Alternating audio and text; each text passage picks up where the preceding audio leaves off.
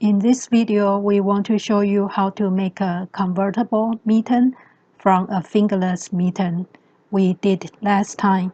I will put a link in the corner above. This is a fingerless mitten we made last time, and we are going to make the top to cover the exposed fingers. I use a crochet hook to pick up the stitches and worsted weighted yarn in a different color and a circular needle. First, we are going to pick up stitches on the back side of the glove, and I pick the thumb side first so we know where is the edge. And you can pick up any way you like the V shape for the both leg of the V, but I find it easier to pick the horizontal bar and also one leg of the V. I leave the yarn on the outside of the gloves because we have to work from the outside. I have 15 stitches to pick up because I have 30 stitches for the whole run. And I pick up the horizontal bar because it's easier for me, and the next stitch will be one leg of the V shape. If you want, you can go one row down and just pick up the V. Here is the one leg of the V, and then I will pick the horizontal bar next.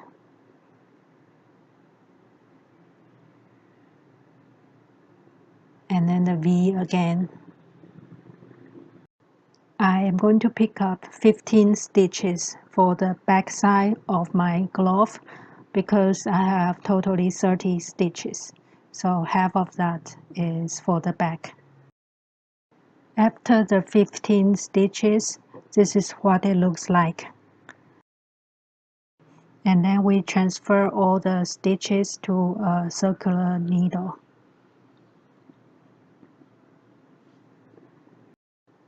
I fast forward the process, and you can see that's what it looks like after you transfer all the 15 stitches.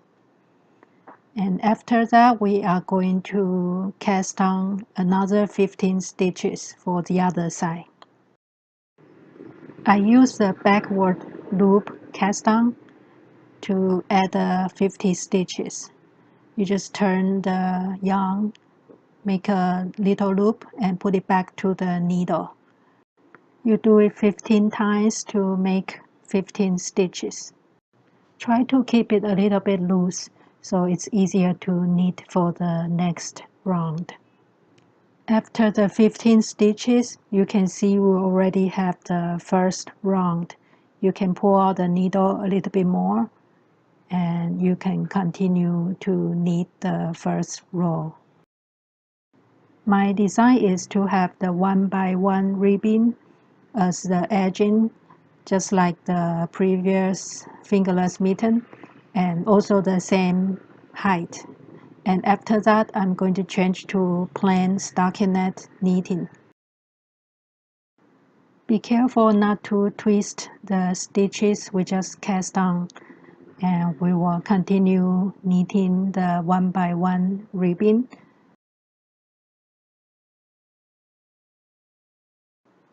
I'm starting with the knit stitch.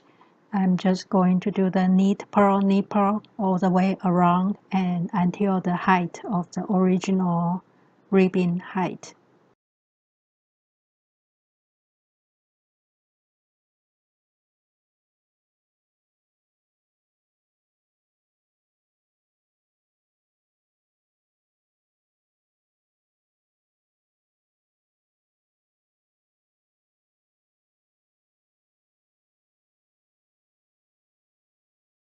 After the first 15 stitches, it's a little bit difficult to do the other 15 stitches. We just cast on. It might be a little bit tight. We just have to wiggle a little bit for the first row. I find it easier to knit the 15 stitches of the first row because we just cast on and it might be a little bit tight. And after the first row, we will start the ribbon one by one or whatever you like.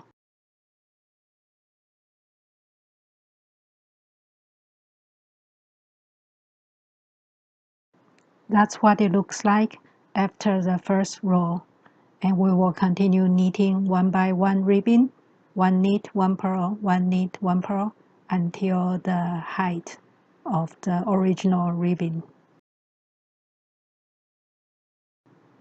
And that's what it looks like after the first few rows. On the palm side, it's detached from the glove, but the back side is attached. After the ribbon is done, we change to knit all the way. So it's a plain stockinette stitch until the height of the little finger, and we'll start decreasing.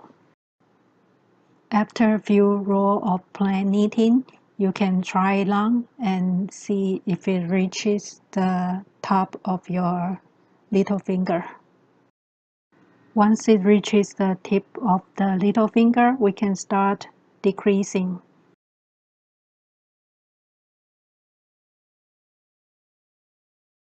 I'm going to use the SSK and the knit tool together for a symmetrical decrease. If you like, you can just use the knit tool together on both sides. And I keep it away from the edge, so I will knit 2 stitches and start decreasing on the third one. On the right side, I will do a SSK, the slip, slip, knit 2 together stitch. And on the left side, I will do the knit 2 together. After the SSK, we continue knitting until 4 stitches left, and then we'll do a knit 2 together and then 2 knit stitches. Here is the knit 2 together and then knit 2 stitches, and we will do the same on the other side.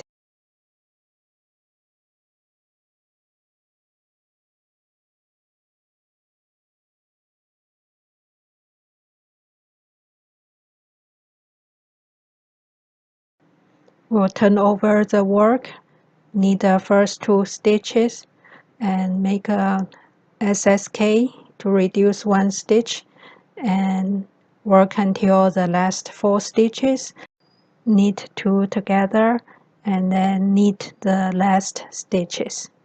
And then 1 round is completed, and that means 4 stitches are decreased. And the next round will be plain knitting all the way, so we will have decreased round every other round, every other row. Or you can adjust the speed of the decreasing or the angle of the decreasing. But in my case, it works pretty well for 1 round of decrease and 1 round of plain knitting.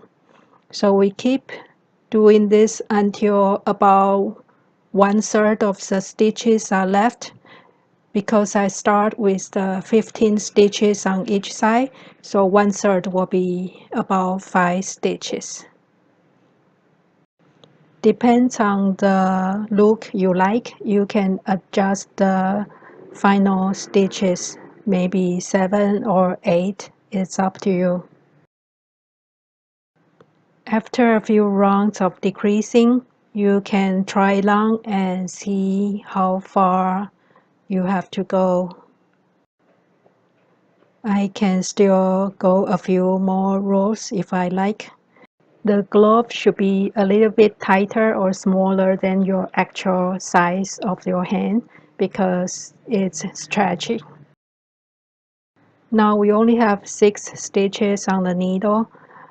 You can just leave it like that, or you can decrease by moving 1 stitch to the left needle and do the knit 2 together. And now you have 5 stitches on the needle.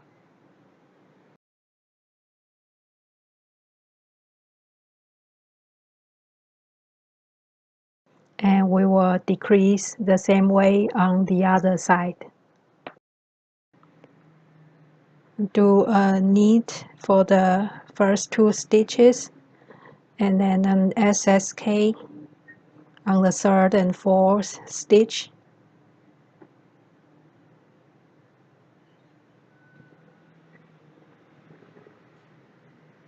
And then we have 6 stitches on the needle, and move 1 stitch to the left needle and knit 2 together. You can adjust it any way you want. You don't have to follow this type of decrease.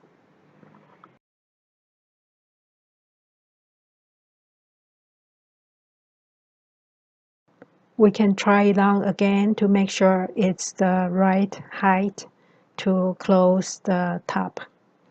And you can do a Kitchener stitch to close the top, or the 3 needle bind off, or the easiest way I'm going to do is to thread it through and pull tight.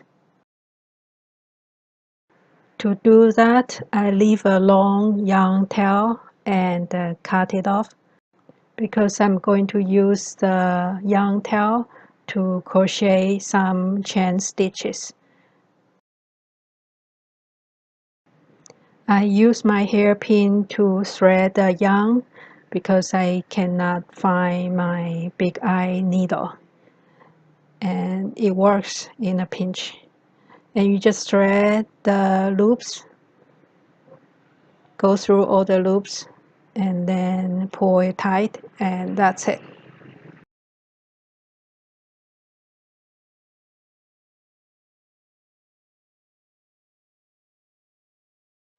After we pull it through, you can thread it through the back or the inside to hide the yarn end.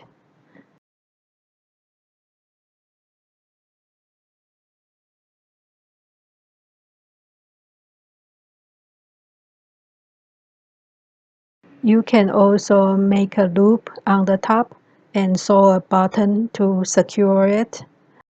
First, I will use a crochet hook to pick up the yarn tail, so it's outside of the glove.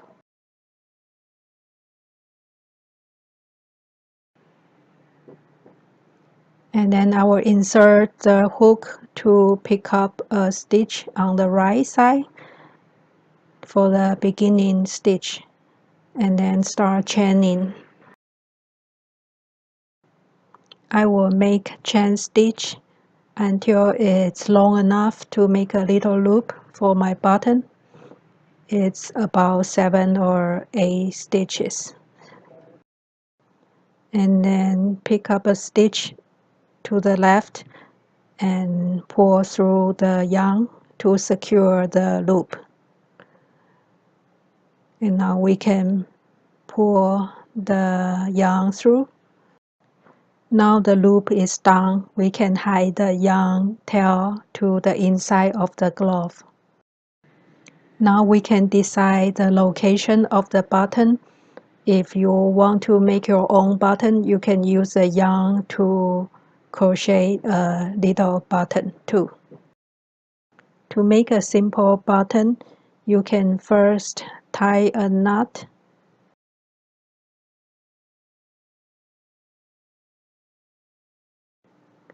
and make a few chain stitches.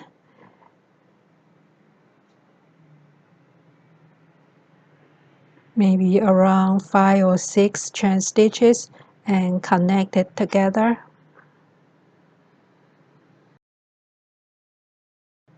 And in the next round, you can make a few stitches of single crochet or double crochet.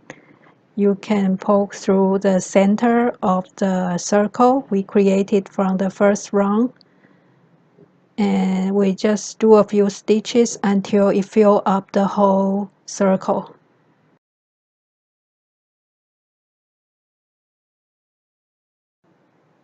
After you have enough stitches, you can cut off the yarn and finish it up by making another stitch or just pull the yarn through. And now we finished the button.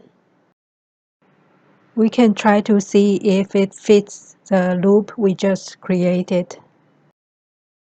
Now we can fold down the top of the mitten and find the location to sew our little button.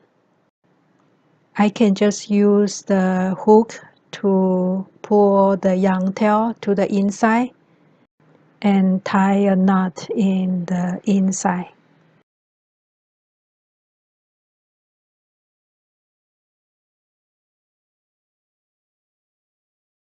And we just weave in the yarn tail in the inside of the glove, then you'll be done. Thank you for watching.